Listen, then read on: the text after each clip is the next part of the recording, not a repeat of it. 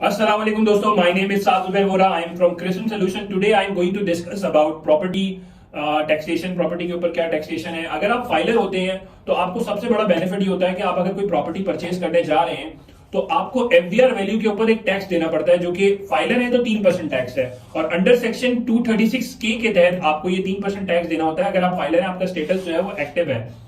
और normally active filer कौन होता है? जो within a due date income tax return file करता है, प्रॉपर्टी टैक्सेस वगैरह भरता है, तो आपको 3% टैक्स देना पड़ेगा. इसके अलावा अगर आप नॉन फाइलर हैं तो फिर आपको जो है वो 10.5% टैक्स भरना पड़ेगा, जो कि बहुत ही ज्यादा है एज कंपेयर टू फाइलर का टैक्स.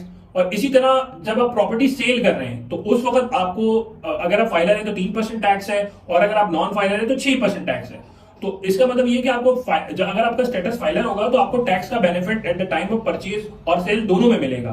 इसी तरह थर्ड में हम देखते हैं कि अगर प्रॉपर्टी में गेन हो रहा है तो फिर कैपिटल गेन की टैक्सेशन भी अप्लाई हो जाती है. उसमें देखा जाता है कि होल्डिंग पीरियड क्या है, कि विद इन 1 ईयर सोल्ड की है प्रॉपर्टी या 2 इयर्स में की है, होल्डिंग पीरियड क्या है, और फिर कैपिटल गेन की अमाउंट देखी जाती है. उसकी बेसिस के ऊपर डिफरेंट स्लैब्स हैं, वो उसकी बेसिस के ऊपर जो है कैपिटल गेन टैक्स की कैलकुलेशन होती है. आई होप कि आपको मैंने यहाँ एजुकेट किया होगा. Thank you very much.